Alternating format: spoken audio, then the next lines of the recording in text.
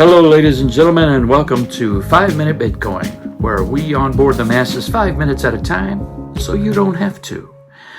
We're going to continue in our series today. We're talking about spot ETFs versus futures ETFs and how they relate to Bitcoin.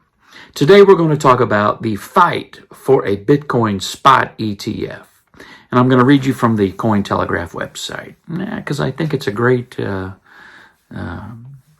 explanation, and they've worded it very well. So let me just read along. You can read along with me. The Bitcoin spot ETF does not yet exist, but it's coming. With crypto companies proposing various concepts to the Securities and Exchange Commission, the SEC, Gary Gensler, over the years, however, a few companies have legitimized the Bitcoin futures ETF. Crypto companies have fought to legitimize a Bitcoin spot ETF in the United States for years, but the SEC has yet to give in despite its recent two allegedly crypto-positive chairmen. For example, or for instance, Jay Clayton, who was head of the SEC from May 4th, 2017 to December 23rd, 2020, is a fan of Bitcoin as a store of value. However, no proposal convinced Clayton that a Bitcoin ETF of any kind was ready.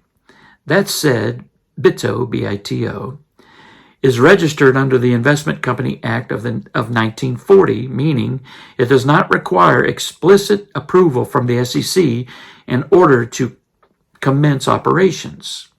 Either way, Clayton's successor, Gary Gensler, no clarity Gary, approved ProShares BITO futures gambling ETF, basically. I'm not a fan of those, as you know. In a previous episode, I talk about the futures paper, Bitcoin, no bueno. Anyway, let's move on. Other ETF proposals, including those from Valkyrie and Van Eck, have also been approved. Now, those are futures. They're different from spot. That said, one company, Grayscale, might be the first to implement a Bitcoin spot ETF. Now, since this article has been written, BlackRock, Grayscale, Fidelity, ARK Invest, there's, I think at the moment there's 10 or 12 applications. But anyway, let's move on. Might be the first to implement a Bitcoin spot ETF. All right.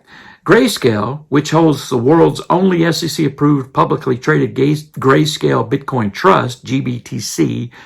By the way, they're the largest holder of Bitcoin in the world, too. Proposed its Bitcoin spot ETF to the SEC in 2016. The group shortly withdrew its application in 2017 due to a stalemate in the conversation. Similar to BITO, however, GBTC does not explicitly need SEC approval to commence operations. Rather, GBTC is now offered to accredited investors, and shares may be traded over the counter after a defined holding period. Yeah, that's the futures. Okay, now the last paragraph says, as of March, okay, this comes up to March 2022. Grayscale remains committed to converting GBTC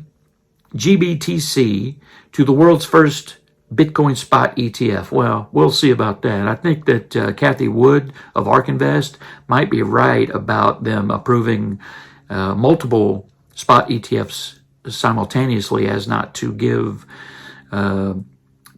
anyone a first mover advantage.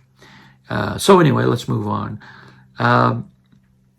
As of March 2022, Grayscale remains committed to converting GBTC to the world's first Bitcoin spot ETF. Even threatening to sue the SEC in its latest attempts if its latest attempts don't go through. In opposition, the SEC claims that market manipulation is its largest holdup to the Bitcoin spot ETF approval. Now, if you've been keeping up with this, and we may do another episode about this, but we're going to talk specifically about how the SEC, No Clarity Gary Gensler, was having meetings with the now convicted Sam Bankman-Fried of the FTX exchange of several accounts, including fraud. He's going to prison, by the way, for a long time. And there's the big question that I think that's on everyone's mind is, what were those conversations between Gary Gensler of the SEC and Sam Bankman-Fried? I think I know, but I will leave that to your speculation. Anyway, ladies and gentlemen, there we have it. Tomorrow we're going to talk about, actually I'm going to take the day off, Sunday's off. Monday we're going to talk about, are spot Bitcoin ETFs better than futures? You're going to be surprised at my answer. So, with that being said, ladies and gentlemen, that is, in a nutshell, the fight for a Bitcoin spot ETF. There's a lot of companies that are fighting, and I don't have to tell you what the price is going to do when they're approved. I think you all know at this point what I believe.